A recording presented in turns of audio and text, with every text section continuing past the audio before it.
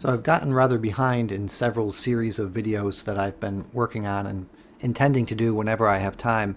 And so I have a little bit of time now to catch up on my Tolstoy's Confession series. I want to play the audio from the audio book for you. Initially, I read chapter 4 myself, and I started to do that because on one of Owen Benjamin's live streams, he encouraged people to read the book, and he tried to sample it by reading from it, but he said the reading was a little bit too heavy for his live stream, which I totally agree. And so I thought maybe I could send out more significant samples of the book to encourage people to buy it for themselves. Initially, I think reading the book myself gave me no legal problems as far as copyright and all that kind of thing. And this is, of course, an audio book, so it might be a little bit different to hear the recording. I might have to go back to reading it myself, but I'm waiting to get a better pop filter so that the quality of sound is a little bit better. So I'm just gonna. This is going to be a little bit of an experiment to see if I can have a chapter from the book read by the audiobook itself and published on my YouTube channel without having copyright strikes and so forth. One of the interesting things I want to go over here, or have you pay special attention, as you know, I'm very interested in McGilchrist and his divided hemisphere, and how the hemispheres allow us to have two different dispositions towards the world and towards reality itself. So I found this little bit interesting here where Tolstoy is talking about the question of meaning and how he searched through all of human knowledge. So he says, I searched through human knowledge for an answer to this question, which is the same whatever way it is expressed. I found that according to their relation to the question, all branches of human knowledge are divided almost into two opposite hemispheres. At the opposite ends are two poles, one positive and one negative. Yet at neither pole were there any answers to the question of life. And he's going to get into the branches of human knowledge and what that means to his question of meaning. And this chapter is very short. Like I think I mentioned, it's only about 5 pages. So with that, I will start the audio recording. 5. But perhaps I have overlooked something, or misunderstood something, I said to myself several times. It cannot be that this condition of despair is natural to man.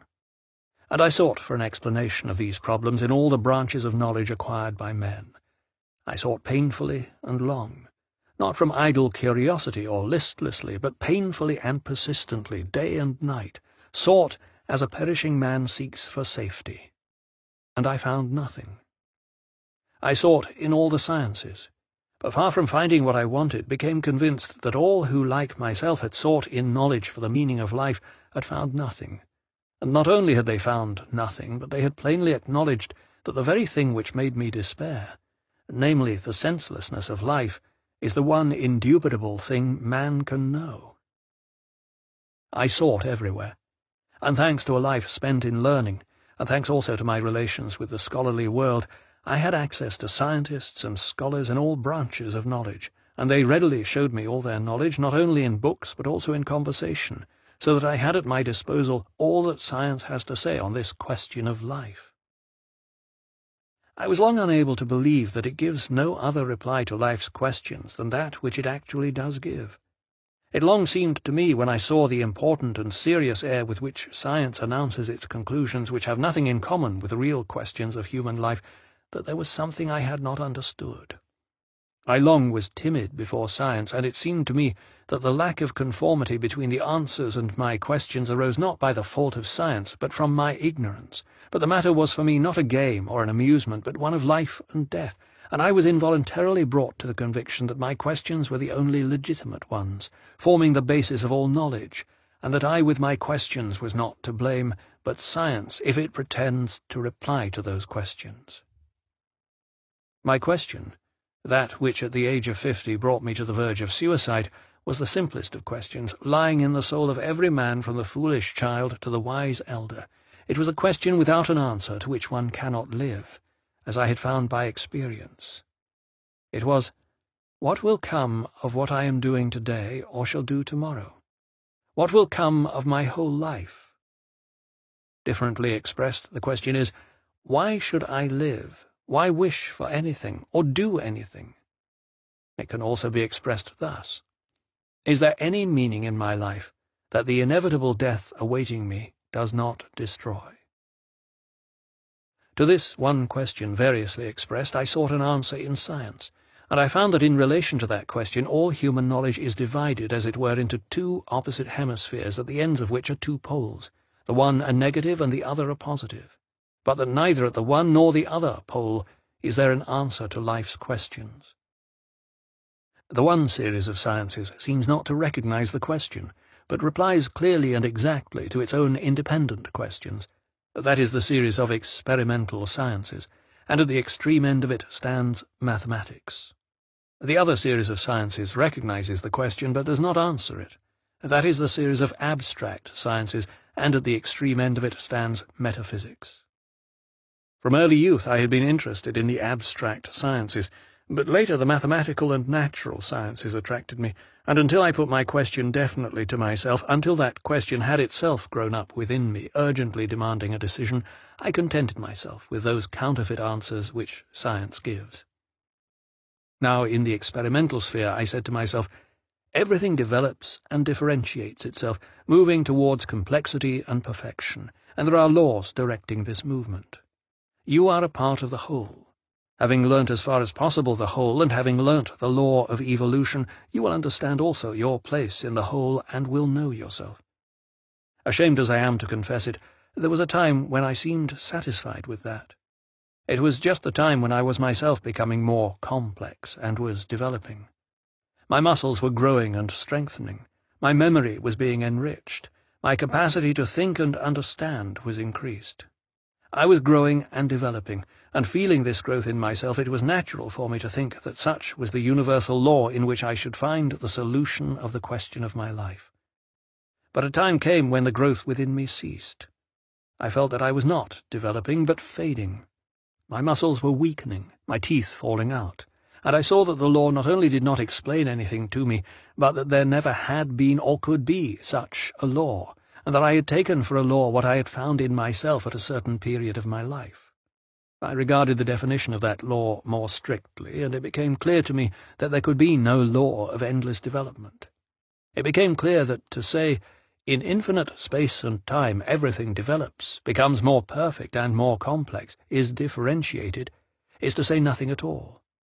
These are all words with no meaning, for in the infinite there is neither complex nor simple, neither forward nor backward, nor better or worse. Above all, my personal question, what am I with my desires, remained quite unanswered, and I understood that those sciences are very interesting and attractive, but that they are exact and clear in inverse proportion to their applicability to the question of life. The less their applicability to the question of life, the more exact and clear they are, while the more they try to reply to the question of life, the more obscure and unattractive they become. If one turns to the division of sciences which attempt to reply to the questions of life, to physiology, psychology, biology, sociology, one encounters an appalling poverty of thought, the greatest obscurity, a quite unjustifiable pretension to solve irrelevant questions, and a continual contradiction of each authority by others and even by himself. If one turns to the branches of science which are not concerned with the solution of the questions of life, but which reply to their own specific scientific questions, one is enraptured by the power of man's mind, but one knows in advance that they give no reply to life's questions. Those sciences simply ignore life's questions. They say, to the question of what you are and why you live, we have no reply, and are not occupied with that. But if you want to know the laws of light, of chemical combinations, the laws of development of organisms, if you want to know the laws of bodies and their form, and the relation of numbers and quantities, if you want to know the laws of your mind, to all that we have clear, exact, and unquestionable replies. In general, the relation of the experimental sciences to life's question may be expressed thus. Question: why do I live? Answer: in infinite space, in infinite time, infinitely small particles change their forms in infinite complexity. And when you have understood the laws of those mutations of form, you will understand why you live on the earth. Then, in the sphere of abstract science, I said to myself, All humanity lives and develops on the basis of spiritual principles and ideals which guide it. Those ideals are expressed in religions, in sciences, in arts, in forms of government. Those ideals become more and more elevated, and humanity advances to its highest welfare. I am part of humanity, and therefore my vocation is to forward the recognition and the realization of the ideals of humanity. And at the time of my weak-mindedness, I was satisfied with that. But as soon as the question of life presented itself clearly to me, those theories immediately crumbled away. Not to speak of the unscrupulous obscurity with which those sciences announce conclusions formed on the study of a small part of mankind as general conclusions, not to speak of the mutual contradictions of different adherents of this view as to what are the ideals of humanity. The strangeness, not to say stupidity, of the theory consists in the fact that in order to reply to the question facing each man, what am I, or why do I live, or what must I do, one has first to decide the question, what is the life of the whole? Which is to him unknown, and of which he is acquainted with one tiny part in one minute period of time. To understand what he is, one man must first understand all this mysterious humanity, consisting of people such as himself who do not understand one another. I have to confess that there was a time when I believed this.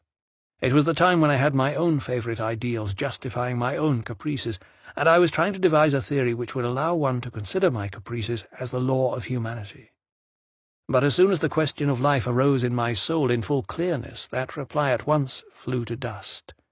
And I understood that as in the experimental sciences there are real sciences, and semi-sciences which try to give answers to questions beyond their competence, so in this sphere there is a whole series of most diffused sciences which try to reply to irrelevant questions.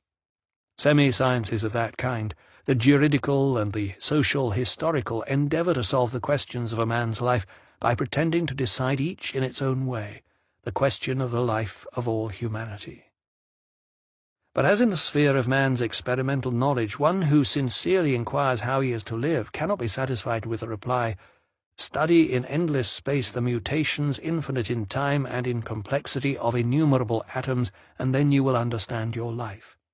So also a sincere man cannot be satisfied with the reply, "Study the whole life of humanity, of which we cannot know either the beginning or the end, of which we do not even know a small part, and then you will understand your own life." And like the experimental semi-sciences, so these other semi-sciences are the more filled with obscurities, inexactitudes, stupidities, and contradictions, the further they diverge from the real problems.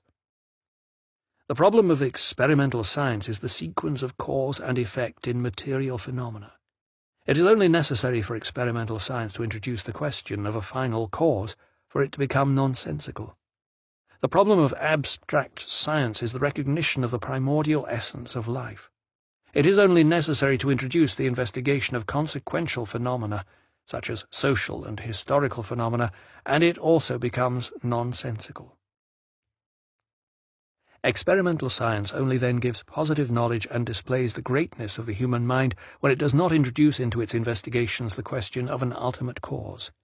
And on the contrary, abstract science is only then science and displays the greatness of the human mind when it puts quite aside questions relating to the consequential causes of phenomena and regards man solely in relation to an ultimate cause. Such in this realm of science, forming the pole of the sphere, is metaphysics or philosophy. That science states the question clearly, what am I and what is the universe? And why do I exist, and why does the universe exist? And since it has existed, it has always replied in the same way, whether the philosopher calls the essence of life existing within me and in all that exists by the name of idea, or substance, or spirit, or will, he says one and the same thing, that this essence exists, and that I am of that same essence. But why it is he does not know, and does not say, if he is an exact thinker. I ask, why should this essence exist? What results from the fact that it is and will be? And philosophy not merely does not reply, but is itself only asking that question. And if it is real philosophy, all its labour lies merely in trying to put that question clearly. And if it keeps firmly to its task, it cannot reply to the question otherwise than thus, what am I and what is the universe? All and nothing. and to the question, why, by, I do not know. So that however I may turn these replies of philosophy, I can never obtain anything like an answer, and not because, as in the clear experimental sphere, the reply does not relate to my question, but because here, though all the mental work is directed just to my question, there is no answer. But instead of an answer, one gets the same question, only in a complex form. 6. So that's where I'm going to end this video. If you like this sort of thing, please give the video a like and hit the subscribe button. Thank you.